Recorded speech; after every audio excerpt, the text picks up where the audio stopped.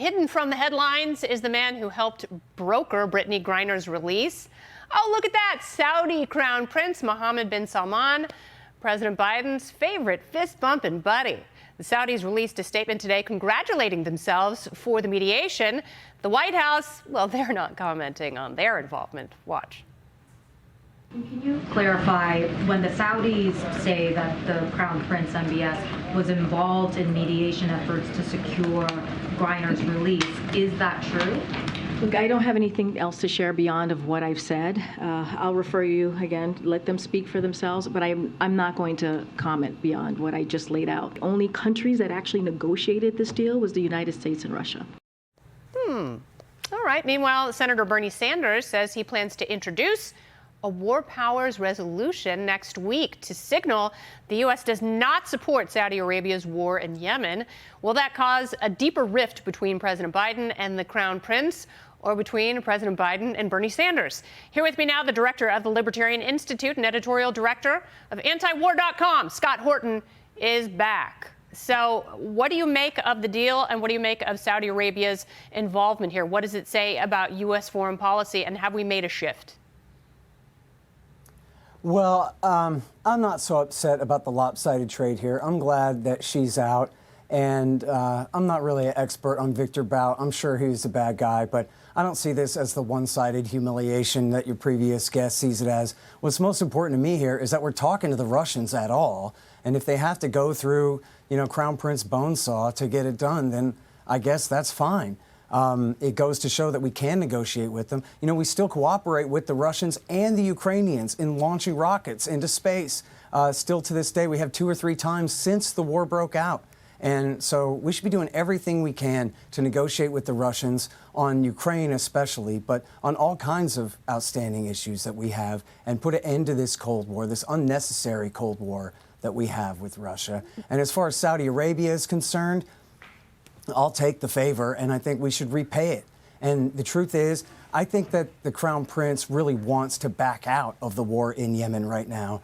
And Joe Biden and Antony Blinken, if they can get their act together, they could help him to do that. And there are still some outstanding issues, but they're trying to wind that war down. And so we should be focusing on doing everything we can to encourage that process. But we have been giving them weapons for years and years that have caused millions of civilian deaths. So what does Bernie Sanders, what does Bernie Sanders, he's a sourpuss, and that's, I think, why the progressive kids love him so much. What does his war powers resolution do for what's going on in the conflict and fragile ceasefire in Yemen? This is hugely important, right? So this is the War Powers Act in 1973 that they passed over Nixon's veto. That says if the president launches a war without congressional authorization, that is illegally, that they can force him to end it after 60 days. Well, it's been almost 8 years since Barack Obama switched sides in the terror war to Saudi, UAE, and al-Qaeda's side in this thing. And the fact of the matter is that they just would not be able to wage the war without American support. Obama had to give them that green light because with it came maintenance support, resupply of their weapons, and all the contractors, civilians and military guys that they need for all the logistics and the intelligence for the war, as well as our Navy helping to enforce that blockade. So if the Congress makes it illegal, if they pass these war powers resolutions, they are active right now, 56 in the Senate, 87 in the House. They're going to vote on it next week, Sanders says, and he says he has the votes. Rand Paul said that he's going to vote for it. I think Mike Lee probably will too. Mike Lee, please vote for it.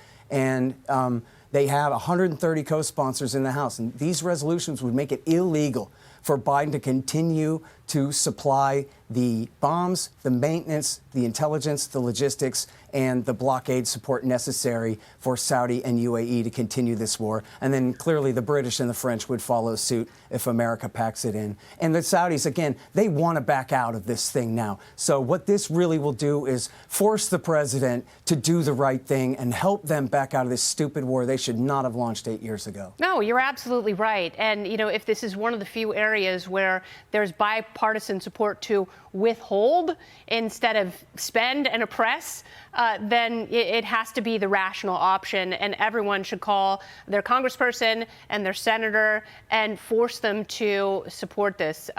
Very last question. I know you are a foreign policy expert. Who do you think is going to win the World Cup?